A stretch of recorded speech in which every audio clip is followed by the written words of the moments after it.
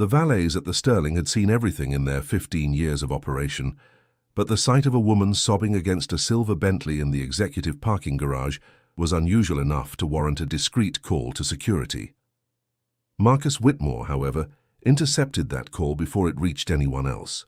He'd been heading toward that very Bentley, his mind still churning through the acquisition papers he'd just signed, when he spotted her, a figure hunched against his driver's side door, her shoulders shaking with the kind of tears that came from somewhere deep and broken. He should have been irritated. Marcus Whitmore didn't do complications, and a stranger using his $60,000 vehicle as a crying post certainly qualified as one. Yet something about the way she held herself, the desperate quietness of her grief, made him pause.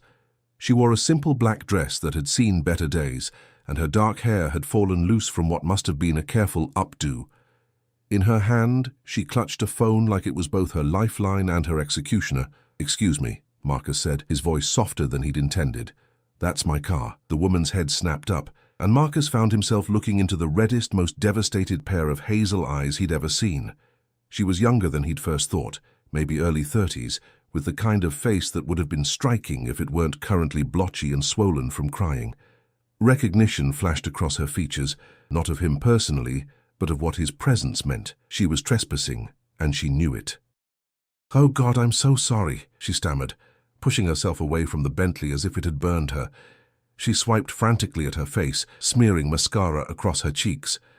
I didn't mean to.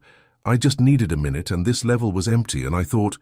Her voice broke again, and fresh tears spilled down her face despite her obvious efforts to contain them. Marcus had been about to dismiss her with a nod and continue on his way.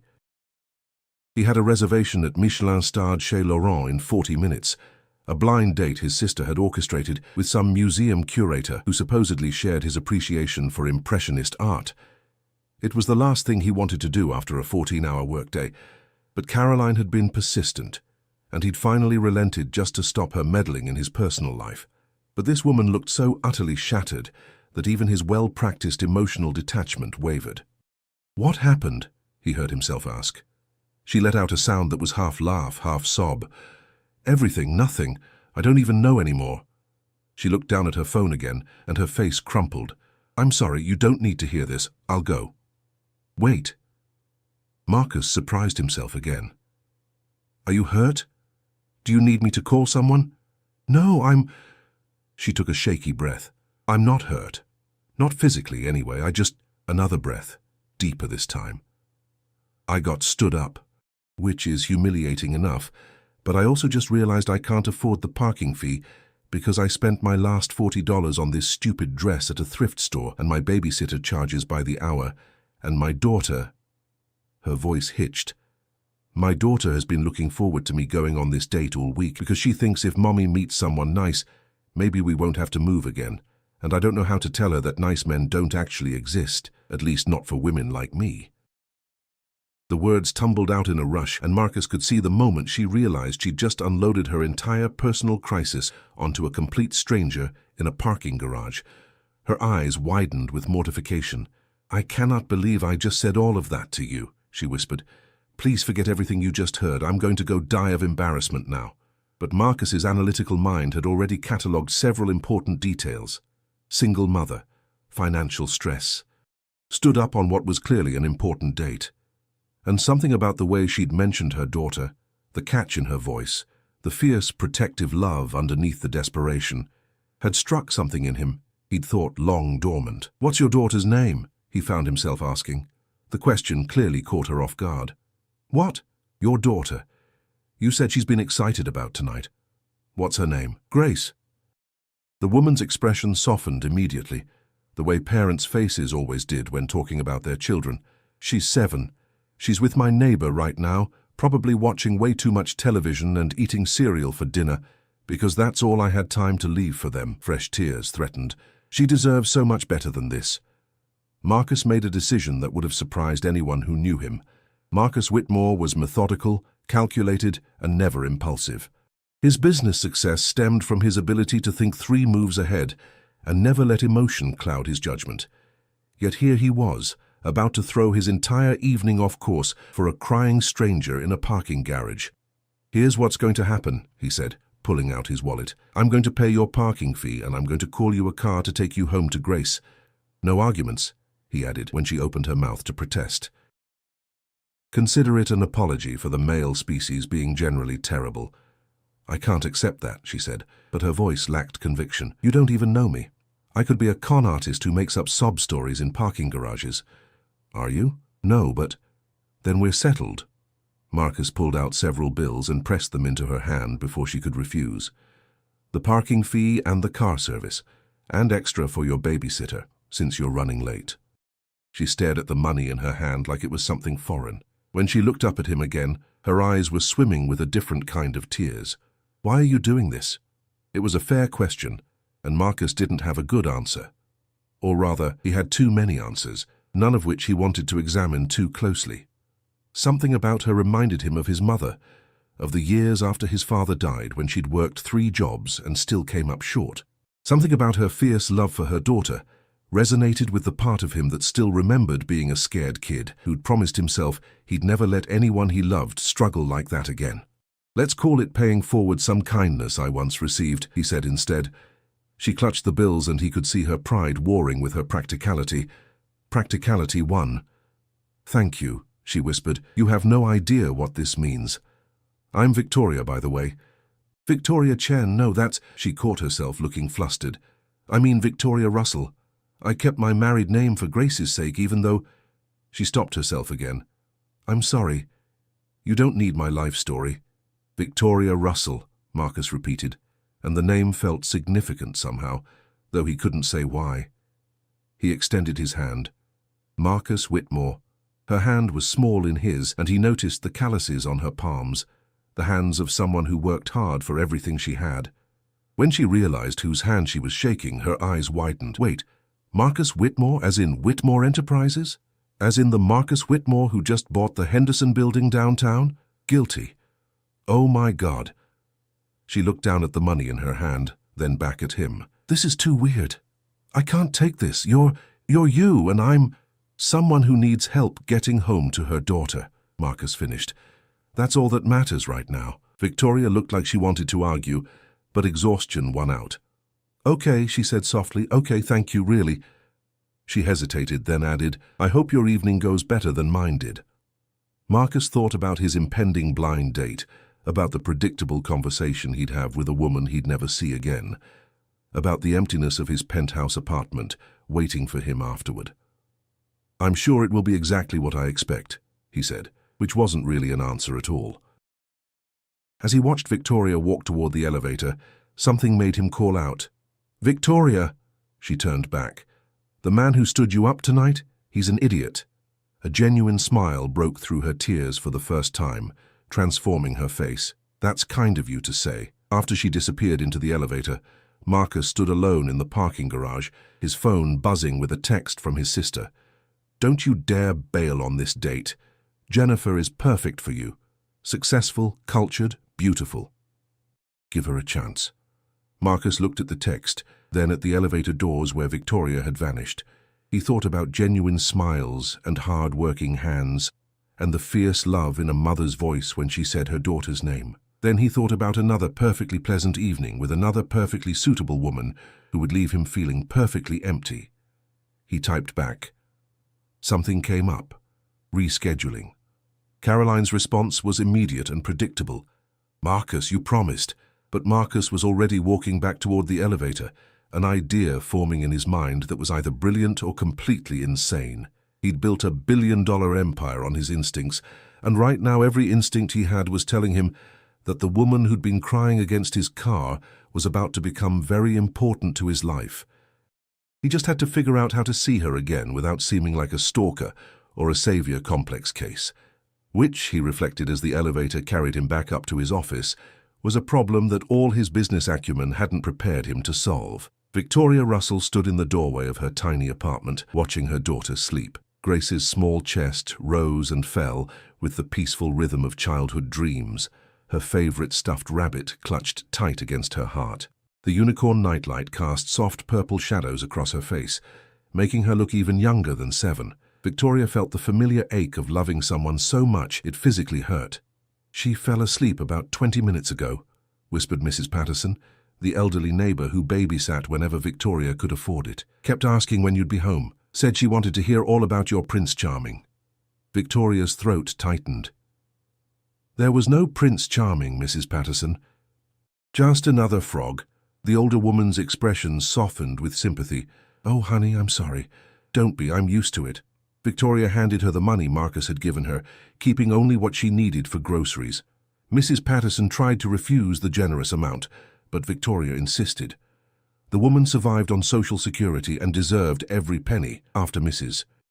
Patterson left, Victoria collapsed onto her second-hand couch and finally let herself think about what had happened in that parking garage. Marcus Whitmore. The Marcus Whitmore.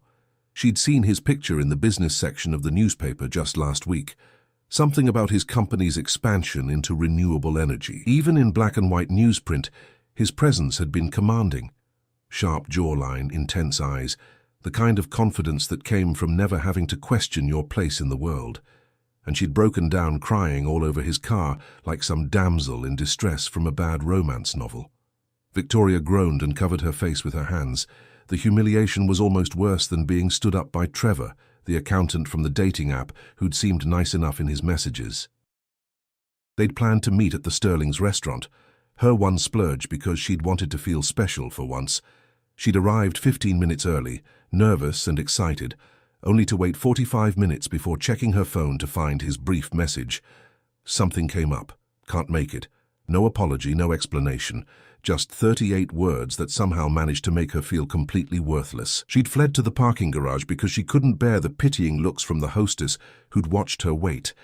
And then she'd lost it completely. All the stress and fear and exhaustion of the past 3 years finally overwhelming her defenses. 3 years since Michael had left. 3 years of struggling to make ends meet, of choosing between groceries and heat, of watching her daughter grow up too fast because she had to understand why they couldn't afford things other kids had. And then Marcus Whitmore had appeared like something out of a fever dream. And instead of calling security or treating her like the mess she was, he'd shown her more kindness than she'd experienced in months. Victoria pulled out her phone and Googled him. Something she probably should have done before accepting money from a stranger. The search results were extensive.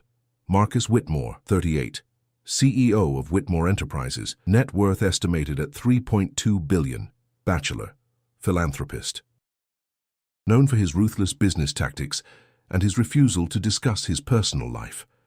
There were photos of him at charity galas, always in a tuxedo, always alone or with his sister, never with a date. She clicked on a recent interview from Forbes.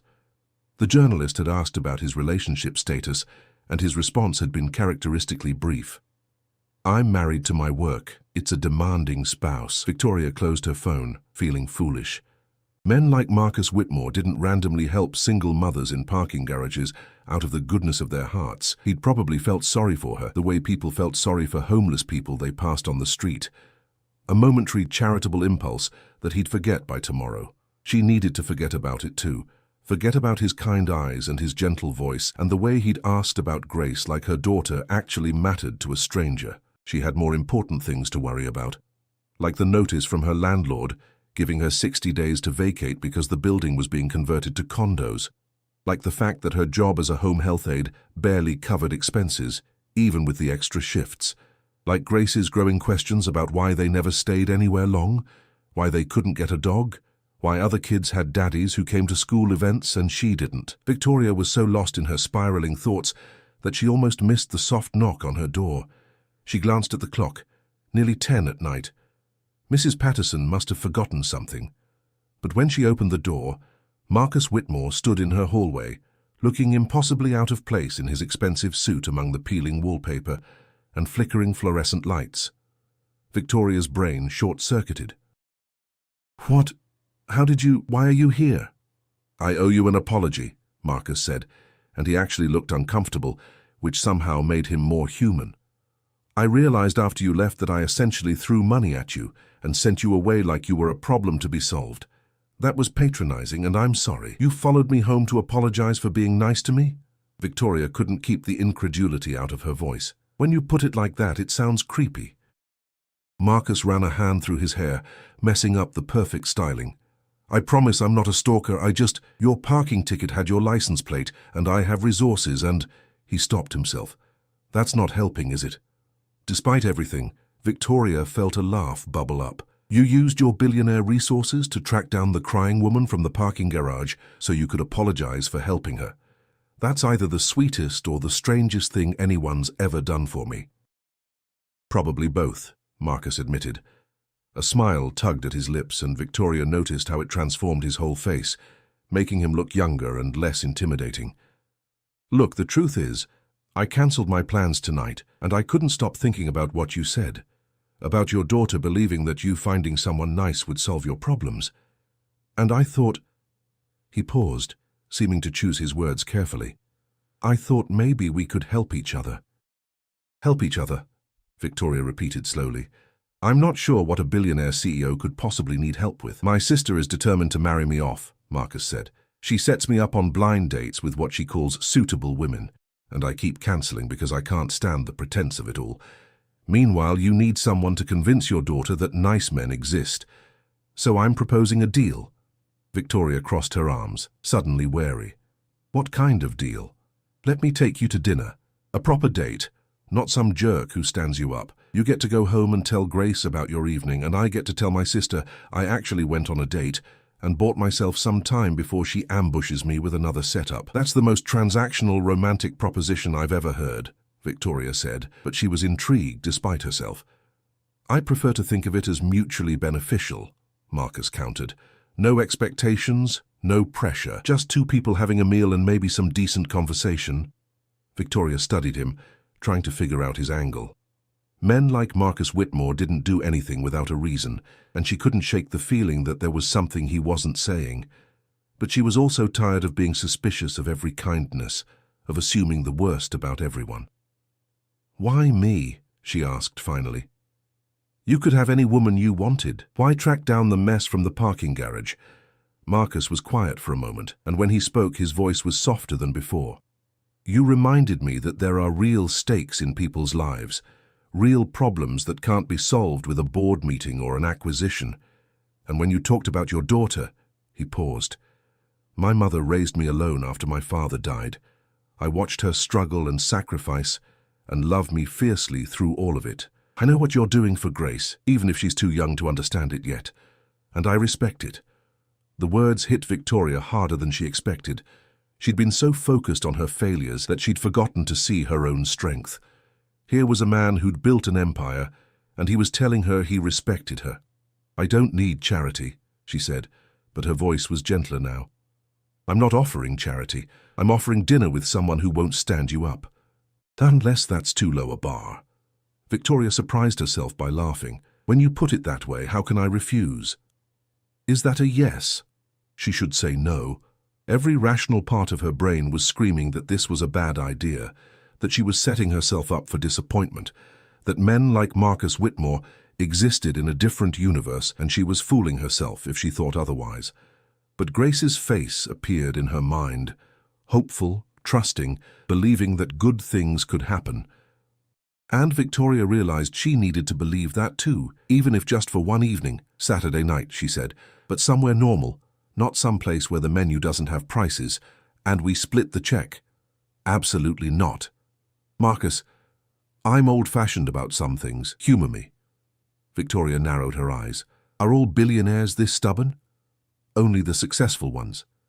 His smile was genuine now, warm and slightly mischievous. I'll pick you up at 7?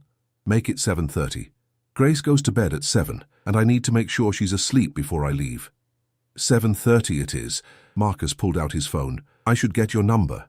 You know, so I can confirm our not-a-date date. Victoria rattled off her number, still half convinced she was dreaming. As Marcus turned to leave, she called out to him, Marcus, thank you. For tonight, I mean. For everything. He looked back at her, and something in his expression made her heart skip. Thank you for saying yes, Victoria. I have a feeling Saturday night is going to be much more interesting than any blind date my sister could have arranged. After he left, Victoria leaned against her closed door, trying to process what had just happened. She'd gone from the lowest point of her week to having a date with a billionaire who'd tracked her down to apologize for being too nice. It was absurd. It was improbable. It was exactly the kind of fairy tale Grace believed in. Victoria pushed away from the door and walked back to her daughter's room. Grace had rolled over, her rabbit now abandoned on the pillow beside her.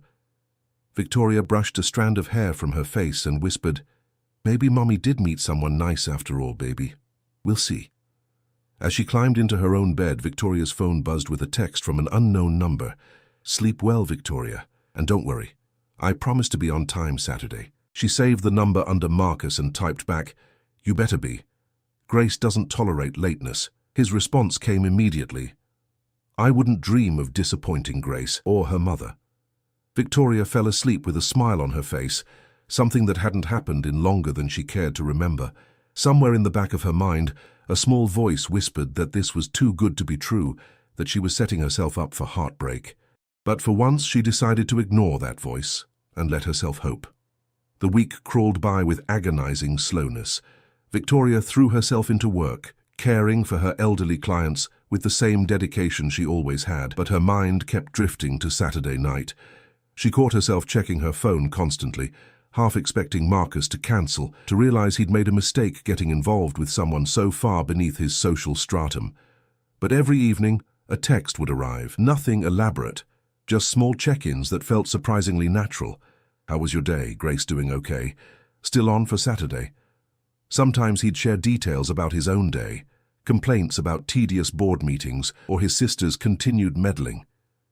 Victoria found herself looking forward to those messages more than she wanted to admit. On Thursday night, panic set in.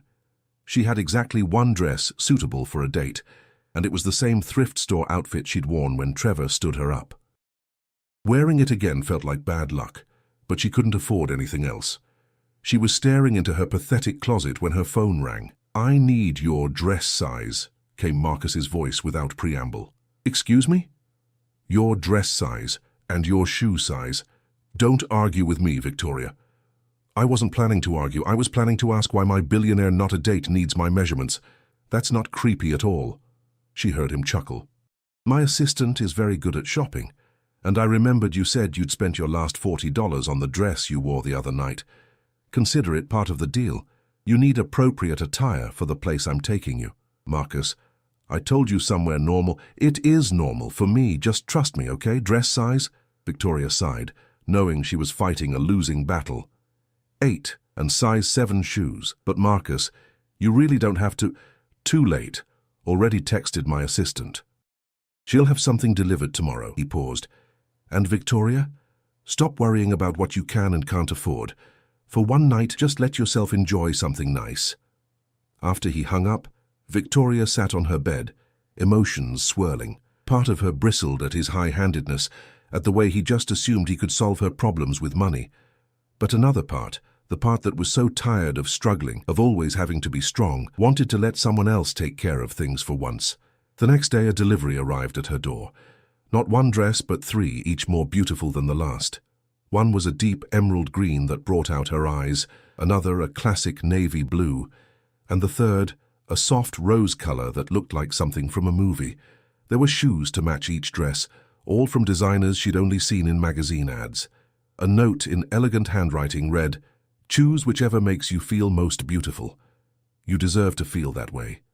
Victoria tried on all 3, and when Grace came home from school, her daughter's eyes went wide. "Mommy, you look like a princess," Grace breathed, watching Victoria twirl in the green dress. "Is this for your date tomorrow?" "Yes, baby. The nice man I told you about sent these." Grace's face lit up with the kind of pure joy only children could manage. "He sent you 3 dresses. That's so romantic, like in the movies." She grabbed Victoria's hands. "Mommy, is he going to be my new daddy?" Victoria's heart clenched. "Oh, sweetheart, it's just one dinner. We barely know each other." "But he's nice, right? You said he was really nice." "He is nice, but nice doesn't always mean forever, okay? I don't want you to get your hopes up." Grace's expression turned serious beyond her years. "Is it because of what Daddy did? Is that why you don't believe in forever anymore?" The question pierced Victoria like a knife. How did her 7-year-old daughter understand so much? "Baby, what your father did has nothing to do with this. I just want you to understand that sometimes things don't work out, even when we want them to. But sometimes they do work out, right? Grace insisted. Mrs. Patterson says you have to believe in good things before they can happen, so I'm going to believe really hard that this nice man is going to make you smile the way you used to. Victoria pulled her daughter into a tight hug, fighting back tears. When did you get so wise? I'm 7 now, Mommy. That's practically grown up. Saturday evening arrived too quickly, and not quickly enough. Victoria had chosen the green dress. It made her feel confident and elegant, 2 things she hadn't felt in years. She'd managed to tame her hair into soft waves and applied makeup with a hand that only trembled slightly. When she looked in the mirror, she barely recognized herself. Grace watched the entire preparation process with rapt attention, offering commentary on lipstick choices and insisting that Victoria wear the delicate silver earrings that had been her grandmother's. When the doorbell rang at exactly 7:30, Grace practically vibrated with excitement. "I'll get it," she shouted, racing to the door before Victoria could stop her. Victoria's heart hammered as she heard her daughter's voice. "Are you the nice man who's taking my mommy on a date?" "I am." Marcus's voice was warm and amused. "You must be Grace. Your mother has told me a lot about you." "She told me about you too. She said you helped her when she was sad, and that makes you a hero like in my books." Victoria rushed to the door, mortified. "Grace, honey, let Mr. Whitmore come in." But when she saw Marcus, her breath caught. He wore dark slacks and a charcoal sweater that somehow made him look both casual and devastatingly handsome. He was holding a bouquet of flowers in one hand and a wrapped package in the other. When his eyes met hers, his expression shifted into something that made her feel warm all over. "You look incredible," he said softly. "You clean up pretty well yourself," she managed, trying to ignore the way her pulse raced. Marcus turned his attention back to Grace, crouching down to her eye level. "These are for your mother," he said, handing Victoria the flowers. "But these are for you." He offered Grace the package. Grace looked at Victoria for permission, and at her mother's nod, carefully unwrapped the gift. Inside was a leather-bound edition of fairy tales, the kind with beautiful illustrations on every page. Grace's eyes went wide. "This is the most beautiful book I've ever seen," she whispered reverently. "Your mother mentioned you love stories," Marcus said. "I thought you might enjoy this collection. Some of them are classics, but there are a few you might not have read before." Victoria felt her throat tighten. It was such a thoughtful gift, something that showed he'd actually listened when she'd talked about her daughter. Not expensive toys or flashy presents, but something that honored who Grace was. "What do you say, Grace?"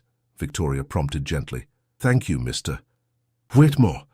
I'm going to read one every night before bed." Grace hugged the book to her chest, then looked up at Marcus with startling seriousness. "You're going to take good care of my mommy tonight, right? And bring her home safe?" "I promise," Marcus said solemnly. "Your mother is in very good hands." Mrs. Patterson arrived moments later to babysit, and after multiple hugs and reminders from Grace to have the best time ever, Victoria finally found herself alone with Marcus in the elevator. "Sorry about the interrogation," she said. "Grace has appointed herself my personal guardian." "She's protective of you, that's good. It means you've raised her right," Marcus smiled. "Besides, I liked her. She's got spirit." "She's got too much spirit sometimes," Victoria said, but there was no heat in it. "The book was incredibly thoughtful." "You didn't have to do that." "I wanted to. She's important to you, which means she's important." The simple statement made Victoria's chest feel tight. When was the last time someone had acknowledged that Grace wasn't just an accessory to her life, but a fundamental part of who she was? Marcus drove them to a restaurant on the waterfront, not the Sterling, but a smaller, more intimate place with soft lighting and a view of the harbour. It was elegant without being pretentious, the kind of place where Victoria could almost forget about the enormous gap between their worlds. Over dinner, they talked about everything and nothing.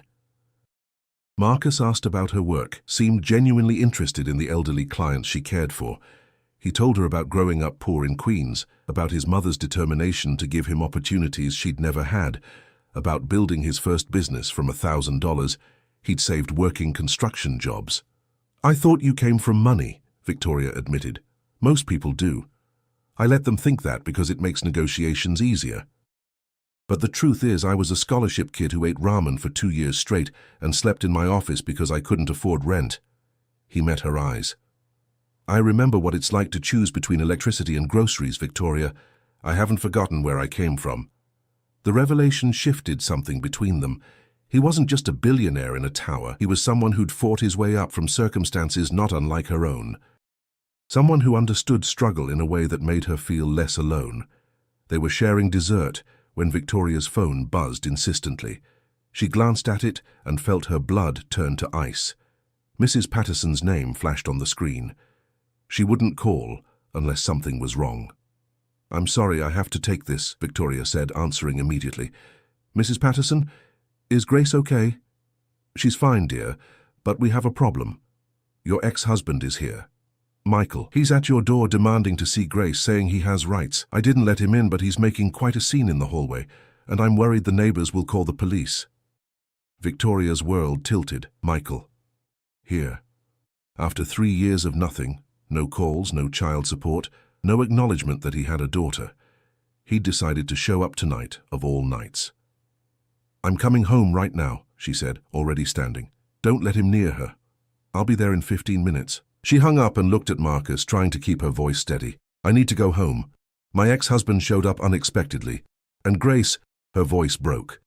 "I'm sorry. I know this is—" "Don't apologize." Marcus was already signaling for the check. "Let's go, I'll drive you." In the car, Victoria's hands shook as she tried to call Michael. It went straight to voicemail. Of course it did. Michael only communicated on his own terms, which usually meant when it caused maximum chaos. "Talk to me," Marcus said quietly as he navigated traffic. "What's the situation with your ex?" "He left 3 years ago. Found someone younger, richer, more exciting, told me he wasn't cut out for fatherhood, and signed away his parental rights without a second thought. I haven't heard from him since, and neither has Grace. And now he just shows up." Anger replaced her panic. What gives him the right to walk back into her life whenever he feels like it? Legally, if he signed away his rights, I know legally he has no claim, but that doesn't stop him from showing up and confusing her, making promises he won't keep. That's what he does, Marcus. He destroys things. Marcus's jaw tightened, and Victoria saw something dangerous flash in his eyes. Not tonight. He doesn't. They pulled up to her building 13 minutes later, and Victoria could hear Michael's voice echoing in the stairwell before they even reached her floor. He was arguing with Mrs. Patterson, his tone aggressive and entitled. "My daughter, and I have every right to see her. You can't keep me from my own child, you interfering old—" "You signed away that right when you abandoned her," Mrs. Patterson shot back with more fire than Victoria had ever heard from her. "You don't get to waltz back in whenever—" Victoria rounded the corner with Marcus close behind. "Michael!" Her ex-husband spun around, and Victoria was struck by how little he'd changed. Same charming smile, same expensive haircut, same ability to look at her like she was something unpleasant he'd stepped in. His eyes flicked to Marcus, and she saw calculation replace anger. "Victoria, finally. Call off your guard dog so I can see my daughter." "She's not your daughter anymore," Victoria said, her voice cold. "You made that very clear 3 years ago. What are you doing here?" "I made a mistake, okay? I've been thinking about Grace, about what I gave up. I want to be part of her life again." His tone was practiced, rehearsed. Victoria had heard variations of this speech before, always when he wanted something. "What do you really want, Michael? Because we both know this isn't about Grace." His mask slipped slightly. "Christine left me. Took half of everything. I'm starting over, and I thought Grace deserves to know her father." "Convenient timing," Marcus said quietly, speaking for the first time. Michael's attention snapped to him. "And who the hell are you?" "Someone who actually shows up," Marcus replied evenly. "Unlike you." Michael's eyes narrowed as recognition dawned. "Wait, you're Marcus Whitmore. I've seen your picture in the—" He laughed, the sound ugly. "Oh, this is perfect. Victoria trades up from a middle-class accountant to a billionaire. Well played. Using the kid as bait works every time, doesn't it?" Victoria saw Marcus tense, but before he could respond, she stepped between them. Years of buried rage bubbled to the surface. "Get out," she said, her voice shaking with fury. "You don't get to show up after 3 years and judge my life. You don't get to use Grace as a pawn when your own life falls apart. And you sure as hell don't get to stand here and insult me in my own home. I have rights. You have nothing. You signed papers. You walked away. And you know what? Grace is better off without you. She's smart and kind and brave, and she didn't learn any of that from you. So take your regrets and your manipulation and get out of our lives." Michael's face flushed red. "You can't keep me from her forever." "Actually, she can," Marcus said, his tone glacial. "And if you continue to harass her, or attempt to see Grace without following proper legal channels, I'll make sure you spend every penny you have left fighting a restraining order. Do we understand each other?" Something in Marcus's voice must have penetrated Michael's bravado. He looked between them, seemed to realize he'd lost this round, and held up his hands in mock surrender. "Fine. Have your fairy tale. But when he figures out what you really are, a broke single mother with nothing to offer, don't come crying to me." He turned and headed for the stairs, throwing one last comment over his shoulder. "Grace deserves better than whatever this is." After he disappeared, Victoria felt her legs give out. Marcus caught her, guiding her to sit on the hallway floor. Mrs. Patterson hovered anxiously. "Is Grace?" Victoria managed. "Asleep. I kept her in the bedroom with the TV on." She never heard any of it. Relief flooded through Victoria, immediately followed by humiliation. This was supposed to be a perfect evening, and instead Marcus had witnessed the messy reality of her life, the toxic ex, the financial struggles, the chaos that seemed to follow her everywhere. "I'm so sorry," she whispered. I didn't mean for you to—" "Stop," Marcus said firmly. He knelt beside her, tilting her chin up so she had to meet his eyes. "You have nothing to apologize for." "He does. And Victoria, what he said about you having nothing to offer, he's wrong. You're raising an incredible daughter. You work hard. You have more strength in your little finger than he'll ever have. Don't let his poison make you doubt that." Victoria searched his face for any sign that this had changed things, that he'd realized she came with too much baggage. But all she saw was fierce protectiveness and something deeper that made her heart race. "Why are you being so good to me?" she asked. "We barely know each other." Marcus was quiet for a moment. "Because seeing you fight for your daughter reminds me why I built my empire in the first place, to protect the people I care about from feeling powerless. And because—" He paused, seeming to choose his words carefully. "Because I haven't felt this alive in years, Victoria. You make me want to be the man Grace thinks I am." The admission hung between them, heavy with implications neither was ready to name. Victoria became acutely aware of how close they were, of the way Marcus's hand still cupped her cheek, of the intensity in his gaze that made her feel seen in a way she'd never experienced. "I should check on Grace," she finally said, though she didn't move. "You should," Marcus agreed, not moving either. Mrs. Patterson cleared her throat pointedly. "I'll just go make some tea." The spell broke. Marcus helped Victoria to her feet, his hand lingering on hers for just a moment longer than necessary. "I should go. Let you recover from tonight's excitement." "Marcus," Victoria caught his arm as he turned to leave. "Thank you. For everything. For the dress and the book and the dinner, and especially for having my back with Michael. I'm not used to anyone being on my team." "Get used to it," he said softly. "Because I'm not going anywhere, Victoria. Not unless you tell me to." After he left, Victoria checked on Grace, still peacefully asleep, unaware of the drama, then collapsed onto her couch. Her phone buzzed with a text from Marcus. "Sleep well." And Victoria, "Tonight wasn't ruined. Getting to see how fiercely you protect your daughter just made me respect you more." She stared at the message, her heart doing complicated things in her chest. This was supposed to be simple, one dinner to help each other out. But something had shifted tonight, something that felt dangerous and thrilling and terrifyingly real. Another text arrived. "Same time next week? I promise, less ex-husband drama." Victoria smiled despite everything and typed back, "It's a date. A real one this time." "The realist," came his response, followed by, "Sweet dreams, Victoria Russell." She fell asleep that night with her phone clutched in her hand, wondering if maybe, just maybe, fairy tales could happen to people like her after all. The next 8 weeks unfolded like a dream Victoria kept expecting to wake from. Marcus didn't just take her to dinner once. He showed up consistently, reliably, becoming a fixture in her and Grace's life with an ease that should have been terrifying, but somehow felt natural. He came to Grace's school play, sitting in the audience beside Victoria, and cheering louder than anyone when Grace played a dancing flower. He helped Victoria move when her building's conversion deadline arrived, using his connections to find her an affordable apartment in a safe neighborhood with good schools. He never made her feel like charity, always framing things as favors between friends, investments in people he cared about, and somewhere along the way, without either of them quite planning it, they'd fallen in love. Victoria knew the exact moment it happened for her. Marcus had surprised them with a trip to the aquarium on a rainy Saturday. Grace had pressed her face against the glass of the shark tank, chattering excitedly about hammerheads and great whites, and Marcus had crouched beside her, answering her endless questions with the same patience he probably used in boardrooms. When Grace had impulsively hugged him, declaring him the best grown-up friend ever, Marcus had looked at Victoria with such raw emotion that she'd felt her heart simply surrender.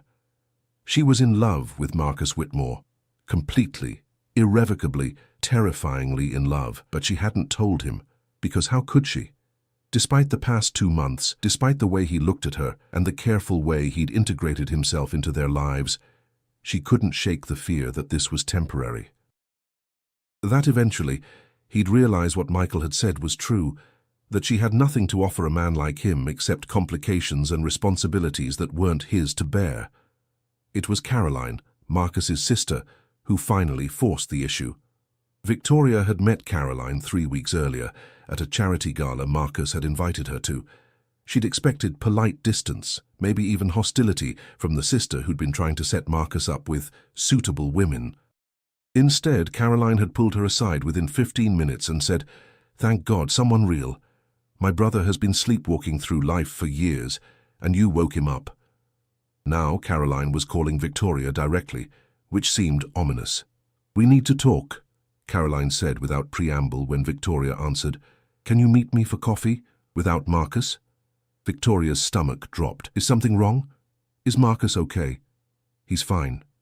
Physically. Emotionally, he's a disaster, but that's why I need to talk to you. Tomorrow at 10, there's a cafe on 5th Street called Roasted Dreams." The next morning, Victoria left Grace with Mrs. Patterson and met Caroline at the cafe, her nerves jangling. Caroline was already there, looking effortlessly elegant in designer clothes that probably cost more than Victoria's monthly rent. "Thank you for coming," Caroline said, gesturing to the latte she'd already ordered for Victoria. "I know this is weird, but I'm worried about my brother, and you're the only person who can help. What's going on?" Caroline studied her for a moment. "Do you know why Marcus never dates seriously? Why he built those walls around himself? He mentioned your mother, how hard things were after your father died. That's part of it. But there's more." Caroline took a breath. 10 years ago, Marcus was engaged. Her name was Amanda. She came from money, seemed perfect on paper. 3 months before the wedding, Marcus overheard her on the phone with a friend. She was laughing about how she'd landed the ambitious poor kid and how once they were married, she'd shape him into a proper society husband. She never loved him. She loved his potential, his money, the status he could give her. Victoria's heart ached. Oh God. He called off the wedding, threw himself into building his empire. And he's been alone ever since, convinced that anyone who gets close to him just wants something from him. Money, status, connections, never just him. Caroline leaned forward. "Until you. You're the first person in a decade who's made him believe he could be more than a bank account with a pulse. But Victoria, he's terrified. He won't tell you how he feels because he's convinced you'll eventually realize you could do better." "Better?" Victoria nearly laughed. "Caroline, I'm a home health aide who lives paycheck to paycheck. He's a billionaire. If anyone's going to wake up and realize they could do better..." "Stop." Caroline's voice was sharp. "That's exactly the kind of thinking that's keeping both of you miserable. My brother doesn't care about money. He cares about authenticity, about people who see him as a person, not a portfolio, and you do that. You and Grace make him happy in a way I haven't seen since before Amanda destroyed his ability to trust. Why are you telling me this?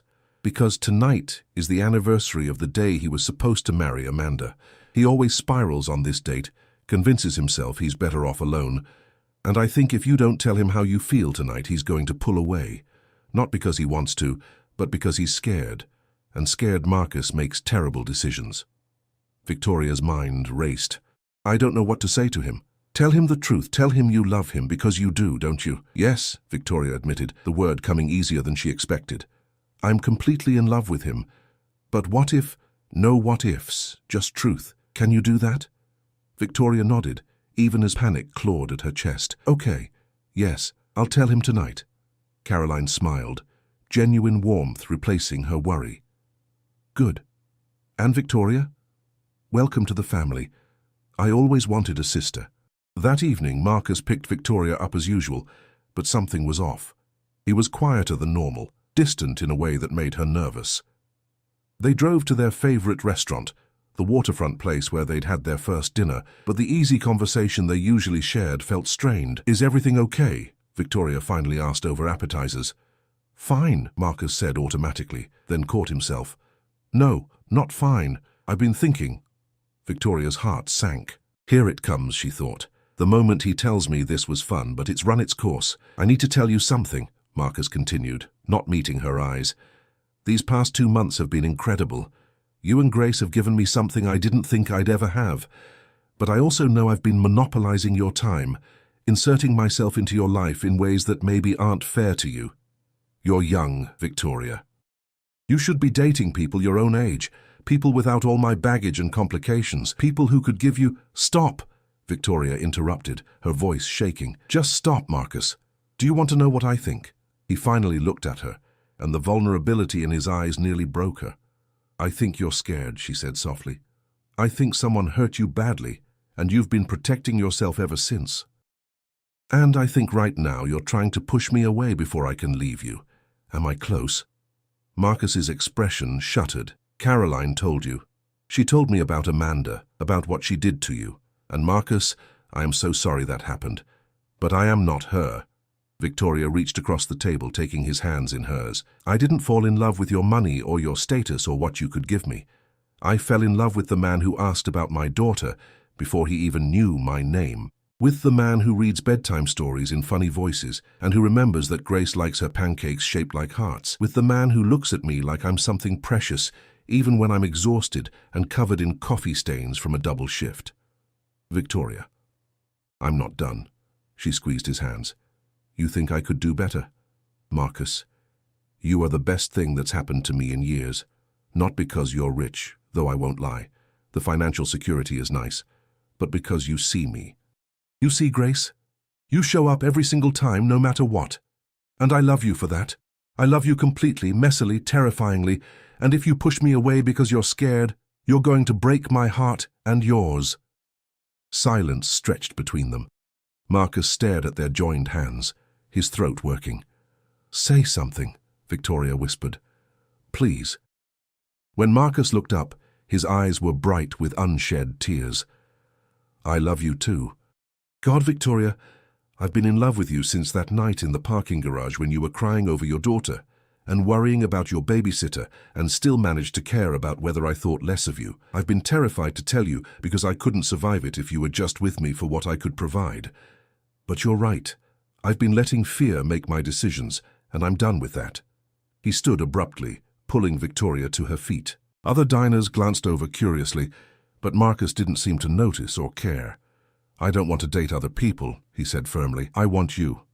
I want Grace. I want messy mornings and school plays and arguments about whose turn it is to do the dishes. I want to wake up next to you and fall asleep knowing you're there. I want to be the man Grace thinks I am, and I want to spend the rest of my life proving to you that this is real. Victoria felt tears streaming down her face. Is this— I'm saying I want forever, Victoria, if you'll have me. I know it's fast and I know we should probably take things slower, but I've wasted enough time pretending I don't feel what I feel. So I'm asking, will you take a chance on me? On us? Yes, Victoria breathed, and then louder. Yes, absolutely yes. Marcus pulled her into his arms, kissing her with a passion that made the restaurant full of strangers disappear. When they finally broke apart, Victoria was laughing and crying simultaneously. Grace is going to lose her mind, she said. She's been planning our wedding since our second date. Smart kid. Marcus grinned, looking younger and happier than she'd ever seen him. Though I should probably ask her permission before making this official. They left the restaurant hand in hand, both too excited to finish dinner. On the drive back to Victoria's apartment, Marcus talked about the future, about moving her and Grace into his penthouse if she wanted, about setting up a college fund for Grace, about all the ways he wanted to be part of their lives. But he also asked questions, wanted to know what Victoria wanted, made it clear this was a partnership, not a rescue. When they reached her apartment, Grace was still awake, reading her fairy tale book with Mrs. Patterson, though her eyes were drooping. She perked up immediately when she saw them. "You're both smiling really big," Grace observed. "Did something good happen?" Marcus crouched down to her level, suddenly looking nervous. "Grace, I need to ask you something important. Is it okay if I spend a lot more time with you and your mum? Like all the time, maybe even live with you?" Grace's eyes went enormous. "Like a family." "Exactly like a family." Grace looked at Victoria, who nodded, tears threatening again. Then Grace launched herself at Marcus, wrapping her small arms around his neck. "I told Mommy you were a hero," she said into his shoulder, "and heroes always stay for the happy ending, right?" "Right," Marcus agreed, his voice thick with emotion. "The happiest ending." Over Grace's head, Marcus met Victoria's eyes, and the look they exchanged needed no words. This was real. This was happening. They'd found each other in the most improbable way, and somehow, against all odds, they were going to make it work. Later, after Grace finally fell asleep clutching her fairy tale book, Victoria and Marcus sat on her tiny balcony, overlooking the city lights. "I keep thinking this is a dream," Victoria admitted, leaning against Marcus's shoulder, "that I'm going to wake up and be back in that parking garage, crying against your car. If this is a dream, I don't want to wake up either." Marcus kissed the top of her head. "Though I should probably thank whoever stood you up that night. If you hadn't been in that garage—" "Don't," Victoria shuddered. "I don't even want to think about it." "Fair enough." He was quiet for a moment. "I have a question, though. When did you know that you loved me?" "The aquarium. When Grace hugged you and you looked at me like we were your whole world. When did you know?" "The parking garage," Marcus said immediately. "The second you mentioned Grace and I heard how much you loved her. I didn't recognize it as love then, but looking back, that's when you claimed my heart." Victoria tilted her head up to kiss him, soft and sweet and full of promise. When they pulled apart, she said, "Grace is right, you know. You are a hero, my hero. Just doing what any decent person would do." "No," Victoria said firmly. "What you did, showing up, staying, loving us, that's not what everyone does. That's rare. That's special. And I'm going to spend every day making sure you know how grateful I am. You don't have to be grateful, Victoria. You just have to love me. That's the easiest thing in the world." They sat together in comfortable silence, watching the city lights twinkle like stars. Somewhere in the apartment, Grace was dreaming of fairy tales and happy endings. And for the first time in years, Victoria believed in those things too. Because sometimes the best love stories started in the most unexpected places. Sometimes cancelled dates led to destiny. And sometimes a woman crying in a parking garage and a billionaire with a guarded heart found exactly what they'd been missing in each other. 6 months later, Marcus and Victoria stood in a small ceremony surrounded by friends and family. Grace served as flower girl, beaming in her princess dress as she scattered rose petals. Caroline cried through the entire ceremony. Mrs. Patterson sat in the front row, dabbing at her eyes with a handkerchief. When the officiant asked if anyone objected, Grace's voice rang out, "I object. I want to say something." Everyone turned to look at her. Victoria started to apologize, but Grace was already running up to the altar. "I just wanted to say that I'm really happy Marcus is going to be my dad," Grace announced to the entire assembly. "Because he keeps his promises, and he makes my mommy smile, and he reads bedtime stories in funny voices. And that's what dads are supposed to do. So nobody should object, because this is the best thing ever." There wasn't a dry eye in the house. After the ceremony, as they danced under strings of lights, Marcus whispered in Victoria's ear, "Best blind date that never happened." Victoria laughed, pulling him closer. "Definitely the best, though technically you crashed my bad date." "Lucky for both of us," Marcus said, and kissed her as the music swelled and their daughter danced around them, already planning their happily ever after. Because that's what happened when you let yourself believe in second chances and unexpected love. "You got your fairy tale, parking garage tears and all?"